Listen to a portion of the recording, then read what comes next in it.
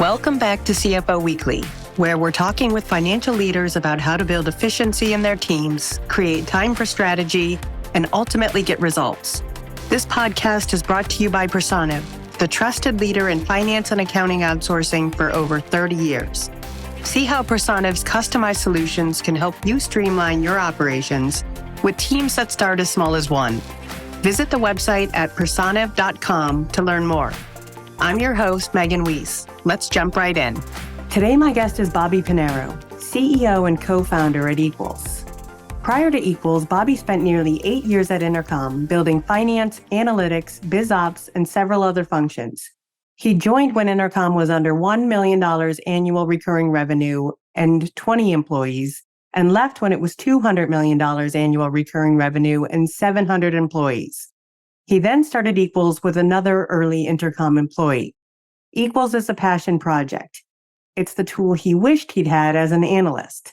Bobby launched Equals in the middle of 2021 and is proud to say that some of the very best companies in the world are using it today.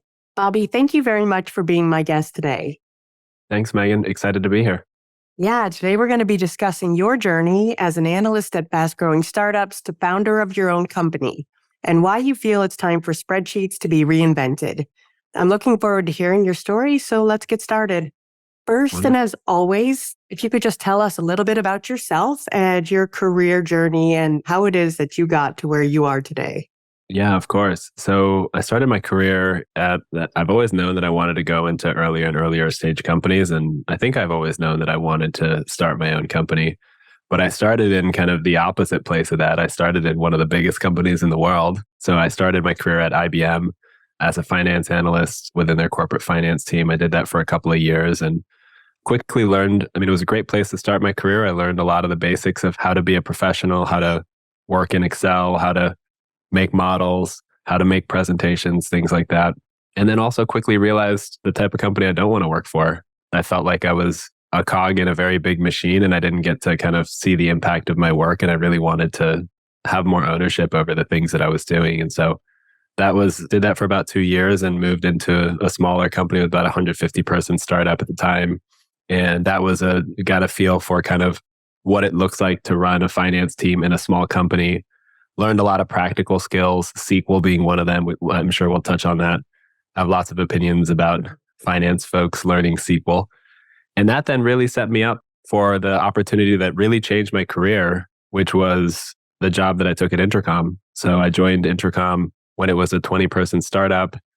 Intercom, then we exploded in popularity and I was there for about 7.5 years. I built the finance team, the analytics team, the biz ops team, a few other functions, legal, data science, data engineering, things like that. And we grew from 20 people to about 700 folks in my tenure there. And I was a part of raising our Series B, Series C, Series D, actually 2 Series Cs, every board meeting, and just learned a tremendous amount about what it's like to build a finance team, what it's like to build an accounting team, what it's like to build a company.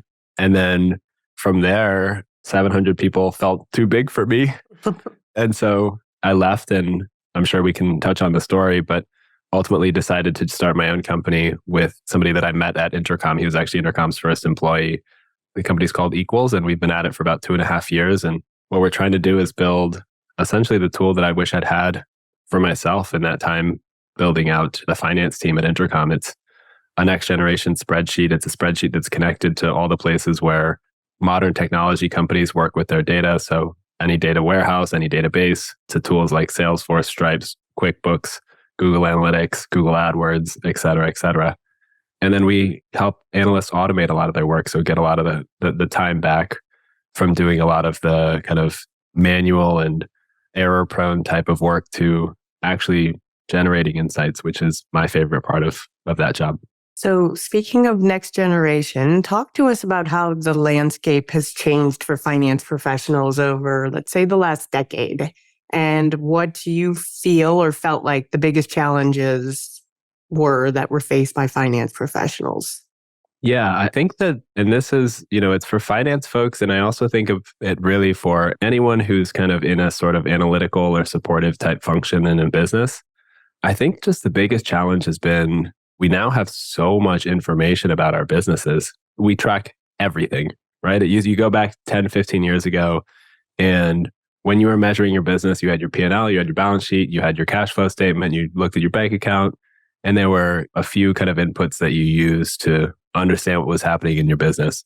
Today, especially if you're a software company and if you're a finance person working in a software company, I mean, you're trying to measure every single interaction that you have with a prospect, any person that comes to your marketing site, how they convert through the funnel, what happens when you change pricing, what happens when they use a certain feature in your product, how does that impact your retention? How does that then impact your cost of goods sold? How does that then impact the number of marketers that you need, or the number of customer success people, or the number of support folks? How does that impact then your ROI on your marketing spend? And so you're measuring everything, and it's all interconnected.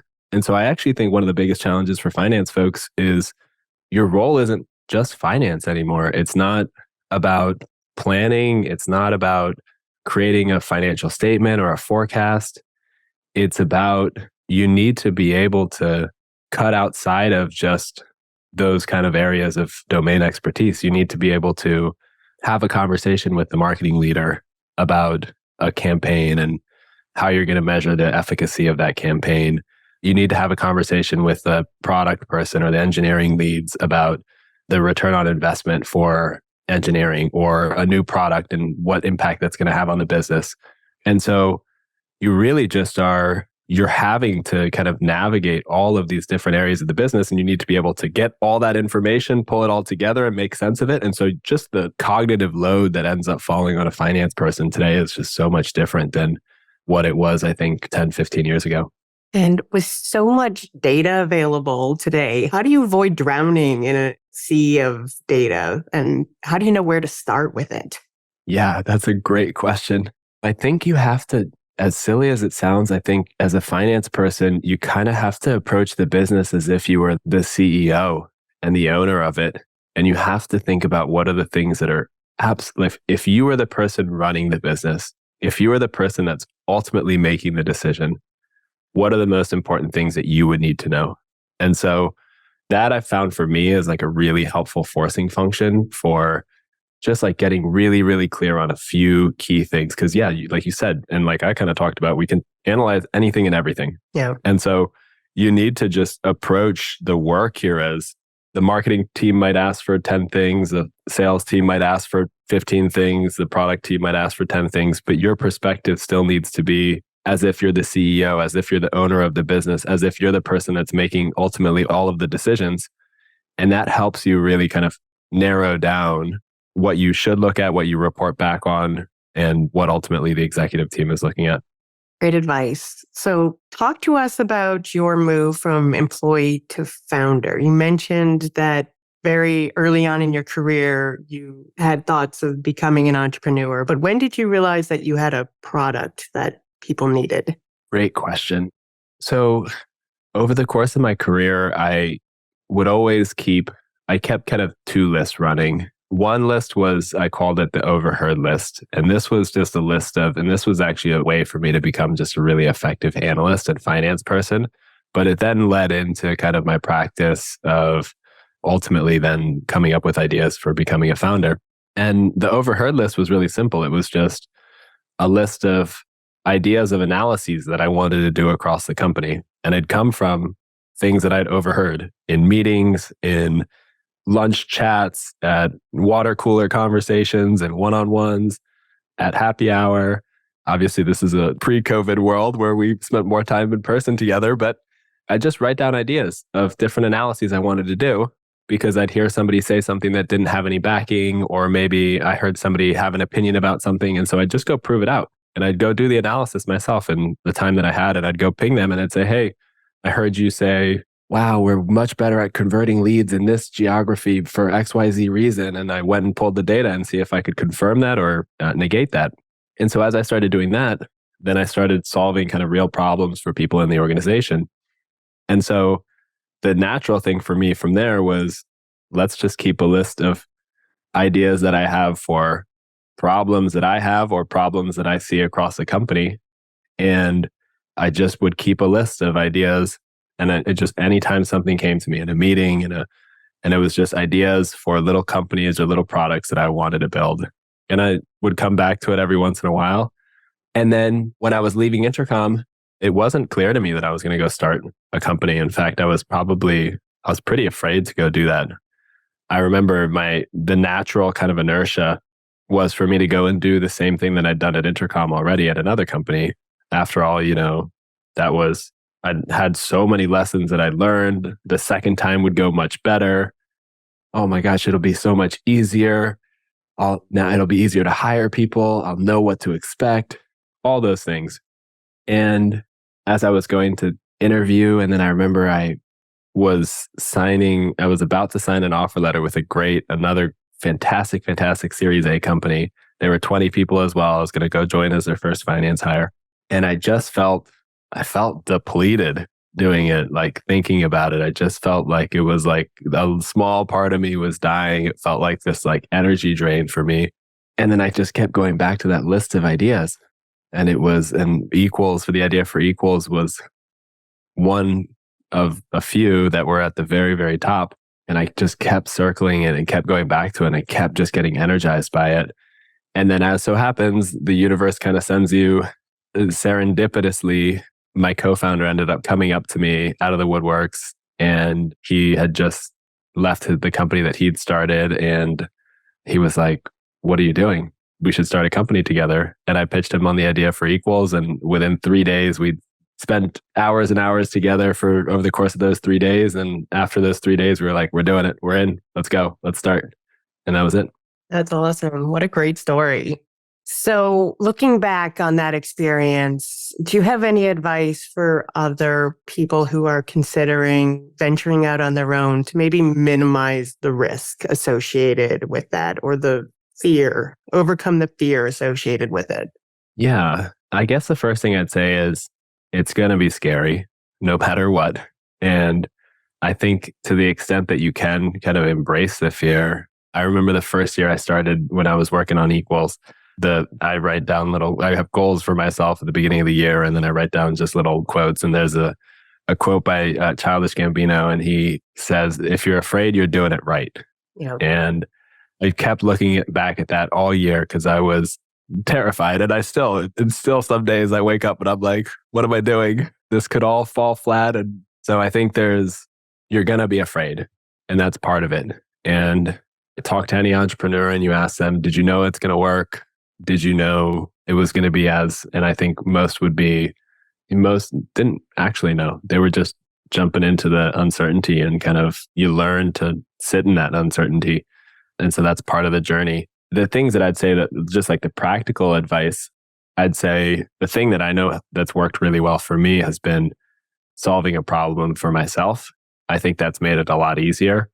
Solving a problem for a buyer that I know really well, solving something that I wish I'd had myself, has just made it a lot easier for me to connect with folks, to connect with customers, with prospects, to do marketing, to create content. And so, not saying it's not possible. To the tons of examples of people that have started companies in spaces that they don't know or they don't come from. But for me, that's made the journey a lot easier and a lot less scary. And then maybe the other piece I'd say here is I'm just so lucky that I have a co-founder who he'd started a company before. And so this is obviously Equals is the first company that I've started. But Ben, my co-founder, he was Intercom's first employee. And then after Intercom, he left to start his own company, and he did that for a few years. And I have learned so much from him over the course of the last few years in terms of the mistakes that he made in the last company, the things that worked really well. There's not a day that goes by where I don't learn something from that previous experience. And so having a co-founder that you trust, works really well with you, but then also somebody who's kind of been there, done that before, has just been, for me, it's been incredible. And how do you think your 8 years as an analyst equipped you to make the move to founder? I mean, I guess you started at a company with 20 employees and saw it grow to 700. That's basically like kind of watching a startup, like a successful startup. So talk to us about just how your experience prepared you to branch out on your own. Yeah. The thing for me, I mean, joining a company, and this is my journey, and I think there's obviously a bunch of different paths and folks come at this in all sorts of different ways. But for me, the thing that really worked was joining this company when it was 20 people. And yeah, I was an analyst and I got to be a part of, I got to build all the initial frameworks for the business. I got to do all of the modeling. I got to do all of the investor decks. I got to do all of the board decks. I got to know investors as a part of those processes, which then ultimately set me up to go and raise money from them in the future. But the thing I learned the most was just what it takes to build a company, from the incredible amount of hard work, when you're in a company of 20 people, when you're in a company of 700 people, you're so focused on just the small part of the small sliver of the business that you're analyzing, or the chunk of the business that you're contributing to. But when you're in a company of 20 people, you're doing everything. You see everything. You're working on pricing one day, you're working on customer support the next day, you're working on the billing system the next day, I set up Intercom's first retargeting ads and Google AdWords. I mean, you just get to see anything and everything, and you just learn so many kind of facets of the business. And then you build confidence that you can do it. You build the confidence that it can happen, and that you join a startup to not just hoping that it works out, but to make it work. And I don't know, I feel like that for me has been, as I've kind of entered my founder journey, it hasn't felt all that different. Like, it's just, okay, we have an idea, we have a thing that we want to make work. I feel a lot more ownership and a responsibility, and I feel a lot more skin in the game. But I also feel like it's just a puzzle we got to figure out. It's a business we got to build. And that's a lot of the same way that I felt in the Intercom days. And what have you found to be the greatest benefits of starting your own business? Has there been any benefits that have surprised you? I think that for me, the things that I've enjoyed the most have been getting to work outside of finance. And I know that sounds silly, but it's been so fun to get to work on product, to get to work on marketing and positioning and sales and hire engineers and branding and design. It's just a whole new world. And I've just been challenged and stimulated in a way that I'd not really ever since the very, very beginning of my career, when I was learning kind of everything from scratch. And so it's just really kind of challenged me and pushed me in all sorts of different directions. And then it's also just given me a ton of appreciation for, so if I ever go back to being a finance person or joining another startup and being a CFO, I just have so much more of an appreciation for each one of those functions. Like, it is so much harder than you imagine to sit down and write the copy for a marketing site from scratch. When you're staring at a blank page and you're like, how am I going to tell the story of this product and why somebody should use it? It is way harder to do that than it is to sit in a meeting where somebody's already done 80% of it and you get to critique it. And sure. You just build a lot of empathy for every single function, the importance of it. And I think should I go back to finance, it's just going to make me a 10 times better finance person. So tell us a little bit about your current role as CEO and founder at Equals, and also tell us a little bit more about Equals itself and what the product accomplishes. Yeah. So maybe I'll start with the product itself. So What we are is a spreadsheet. The whole founding thesis behind Equals is that the spreadsheet's actually the best way to do analyses. And that sounds silly, but it sounds really simple and sounds obvious, but it's actually quite different from every other data tool out there that's emerged over the past decade. I've been sold all of them. I've tried all of them. I've been given BI tools, and God help us if we need yet another BI tool. Notebooks, right? And notebooks are interesting, but notebooks are where folks can write SQL and Python, and they're interesting, but they really only serve a tiny, tiny fraction of the population of people doing analyses. And then there's kind of like all these vertical fp&a tools in particular, ones that try to say, hey, we're going to plug into your systems and give you kind of out-of-the-box reporting. And my experience with those is just all of our businesses are complex and different. And the detail of how you understand your business is actually in the details and in the nuance. And so the more that you try to take a kind of cookie cutter approach to your business, the less it's going to work. And so that's why we all end up back in spreadsheets. We end up back in them because they're infinitely flexible. Most of us can model anything that we need to in Excel or Google Sheets. And so the whole idea behind Equals is let's build a spreadsheet, something that people already know how to use. All the formulas work the exact same way. All the shortcuts work the same way. Pivot tables, charts, everything works the same way. But what we're going to do is connect it in two ways. We're going to connect it to the places where your data lives as a company. So we make it really easy for you to not just pull in data, automate analyses, but then also you've got every analysis that you've built is foolproof, is the way we say it. It's connected. You know exactly where the data came from. You know how it was pulled. You know who pulled it, when it was pulled. And so if somebody leaves a company, how they pulled that Stripe report or how they pulled that SQL query. So it's connected to your data, and then it's connected to where your teams work in the organization. So Equals is connected to Slack, email, Notion, Google Slides. And the whole idea there is the way that we collaborate as teams has fundamentally changed over the past decade as well. We all work in some way, shape, or form distributed. We're all struggling to collaborate in all these different tools. And Excel and Google Sheets are not connected to these places. So the idea is to make it much easier for us to share and distribute our analyses and collaborate on them together. Yeah, my role as CEO is, it's changed a lot over the past 2.5 years. We're just over 20 folks now as a team. So in the early days, everything was just building and getting things off the ground. And to a certain extent, we're still there. But a lot of the way I think about my role is just, I spend a lot of time now on marketing, on sales, on getting the word out about Equals. But I also spend a lot of time in just team building and thinking about who is it that we need across the company? What skills are we missing? What skills do we have? How do I get the most out of every individual? How do I put them into positions where they can shine and do their absolute best work?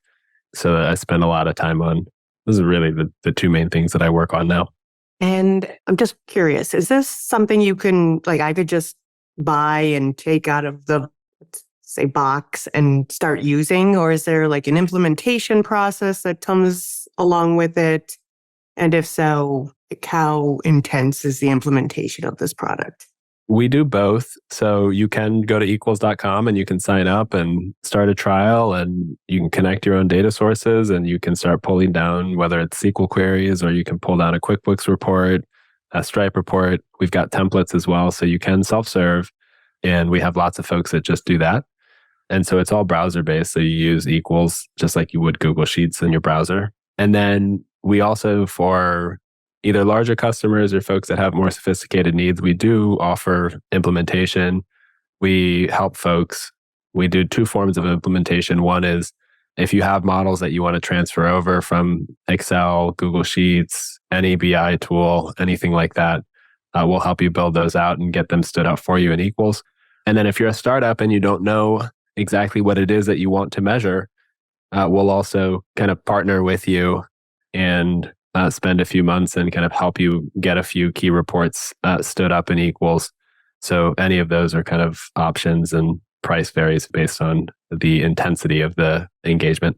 And you mentioned spending a lot of time on finding the right talent, but are there qualities in your candidates or hires that you're looking for that kind of suggest that someone might be more successful in a startup environment than something maybe a little more established?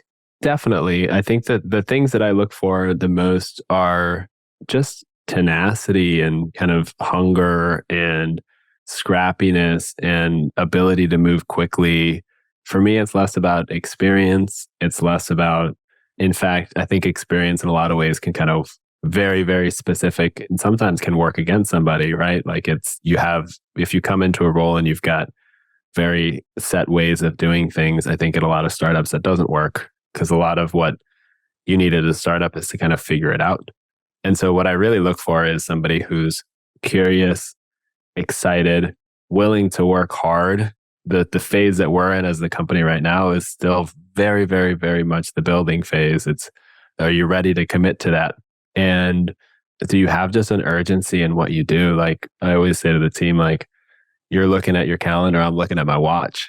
And so it's how do we get things done as fast as we possibly can? Because the whole name of the game with startups is you have a very limited time window to figure it all out. And so the more that you can do, the faster you can do it, the more shots you're going to get at figuring it out. So you just have to move really, really quickly. And there's just folks that have that quality and are in the place in their life and are excited to work in that way. And as a startup, like I know, founders like to do things themselves, but how do you know when it's time for, first of all, an accounting department, but secondly, a CFO? Yeah. Because that's not a cheap role. The topic I love. Yeah, I actually believe in hiring a CFO way earlier than most folks do. I mean, I talk to a lot of other CEOs and oh my gosh, I come across CEOs that don't hire a CFO or a finance person until they're like 100 people and they're like, oh, we're about to raise a Series B. And I'm like, oh my gosh, what, like, how are you, how is this possible? My general kind of framework here is, so I obviously joined Intercom when I was 20 people. We hired a CFO or kind of head of finance at Equals when we were, I want to say we were like 15 people or so. And look, it varies obviously by the type of business as well. Like if you're a startup and you're selling $100,000 deals and you've got 4 customers, maybe you don't need a CFO as early as you would if you're something like Equals where you've got hundreds of customers and a lot more kind of data. But the question I like to ask myself is just, can you wrap your head around your business without data? Do you all of a sudden like need to start having frameworks and measurement in place to understand what's actually happening in your business? Like, do you have a view of what your funnel looks like? Do you have a view of how many customers are converting? Do you know what your ARR number is? Do you know what expands every month? What churns every month? And as soon as you need to start answering those questions, I think it's time for a finance person. Now, my bias towards the first finance hire is somebody who's on the kind of fp&a type skill set. I think that you can get by outsourcing your controller stack or your accounting stack for a bit longer. We did so at Intercom. We outsourced accounting probably until we were about 80, 100 people, and that worked pretty well. And so my bias for that first finance person is somebody who kind of, like I said before, who can come in and just be another, like a mini CEO, a business owner, somebody who wants to understand the business, how it works, and who approaches all their work from a place of how do we figure this business out? How do we continue to grow it? What are ideas that we have about how to make our business even better or make it work? So that's kind of how I think about that first finance hire. And I think about hiring them a lot earlier than most folks do. And from your experience, what challenges do CFOs face that are unique to early stage companies and startups? I guess I'd kind of go back to one of the things I said earlier is just the finance person is having to span so many different functions, so many different roles. And so again, as a finance person, if you're coming in and you're just thinking, I'm going to build a plan and I'm going to build a forecast, you need to be thinking about what are the most effective marketing channels? What's our best sales motion? How are we going to get ACVs up? What's our pricing strategy? Like you want to be plugged into and thinking about as much of the business as you possibly can because it's interconnected, and the ways in which you can have the most impact might not just be in the kind of forecasting or in the planning or in the budgeting or in the accounting side of things. And so in that early stage, you actually have a really cool opportunity as a finance person to make finance a really strategic function across the company, but you have to do so from a place of really taking ownership of as much as you possibly can and coming forward in the business as somebody who has ideas and proposals and opinions about what you should be doing and ways to grow the business.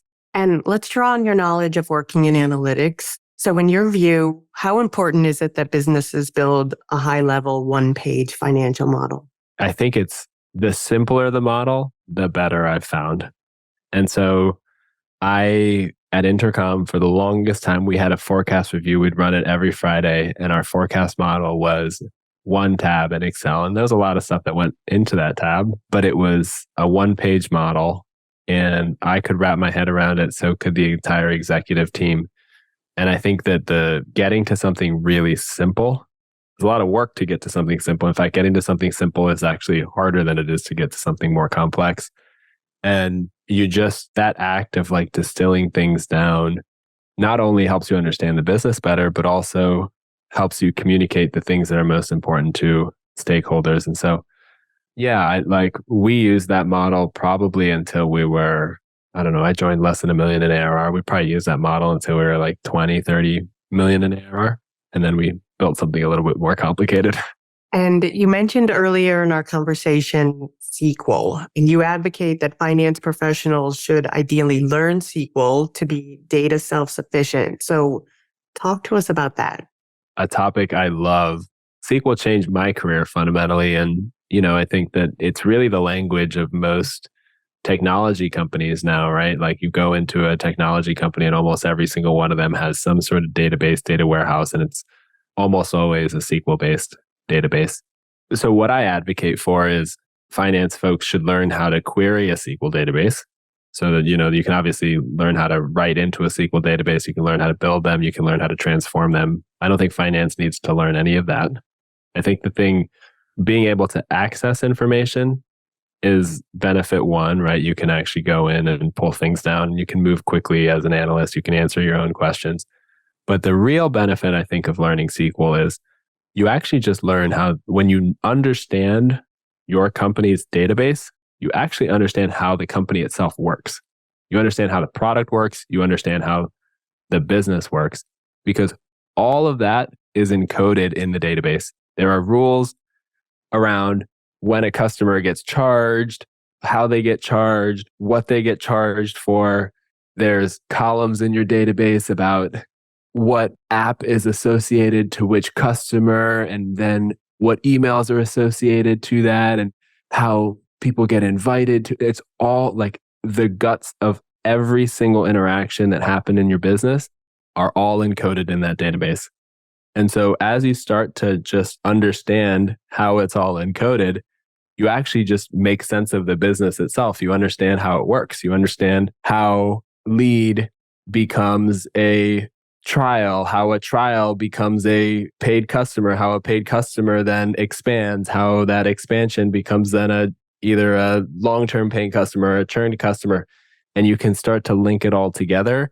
And so you get a much deeper, richer understanding of how the actual business works.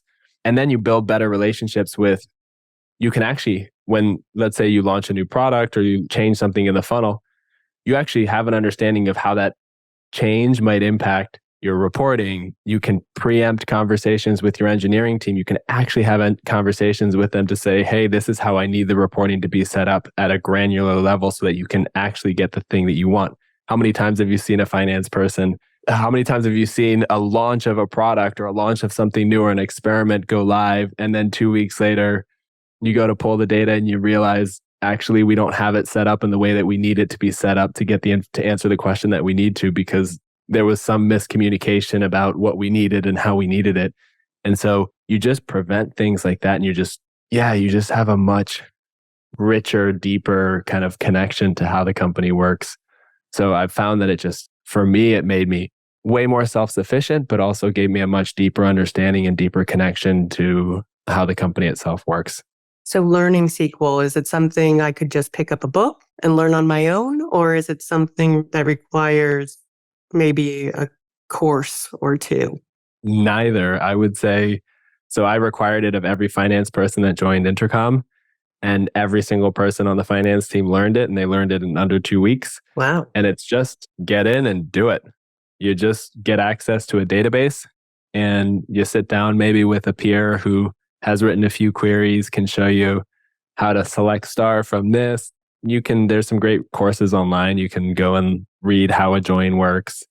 And then you just go and practice, and you practice on a real database. And that's what I've found to be the kind of most effective way. And again, every single person on the team, some folks were more scared of it than others, but I don't think anybody took longer than 2 weeks to get up and running and pulling their first queries. And then, it takes maybe 6 months to a year where you're like really deep into it, but you can learn the basics very, very quickly. And for finance professionals that are interested in looking at high-level data modeling and better understanding their own business through financial analysis, can you recommend any resources that you feel are essential? I've built my career in SaaS. And so the one blog post that I always go back to is, I think it's the mecca of SaaS blog posts. It's the holy grail of how to understand a SaaS business. It's a David Skock article. I think it's called SaaS Metrics 2.0. And it's just this, it's perfect. It's this deep, deep, deep dive into SaaS metrics, how they work, why they're important, what it means to calculate LTV, CAC, payback periods, but at a level of fidelity that it was just excellent. And so whenever anybody's starting off in SaaS or trying to understand how a SaaS business works, that's the article that I always send them. And last question, but what is next for Equals and where can our listeners learn more? We have our biggest launch ever coming up at the end of this year and, a few weeks from this recording. And the Spreadsheet meets BI tool. Wow. And so it'll be really interesting to see all of the struggles that we have with BI tools. If you want to say, for example, set up a table of conversion rates in Tableau or a table of conversion rates in Looker, good luck. Good luck. It was always such a nightmare to have to do that. And so what if you could build a dashboard that gets auto sent out to all the places where you need it, that auto updates in your Google Slides, that auto updates in your Slack channels? That's a very, very quick teaser for what's coming out in Equals in the next couple of months. And then if you want to learn more, equals.com is the best place to get started.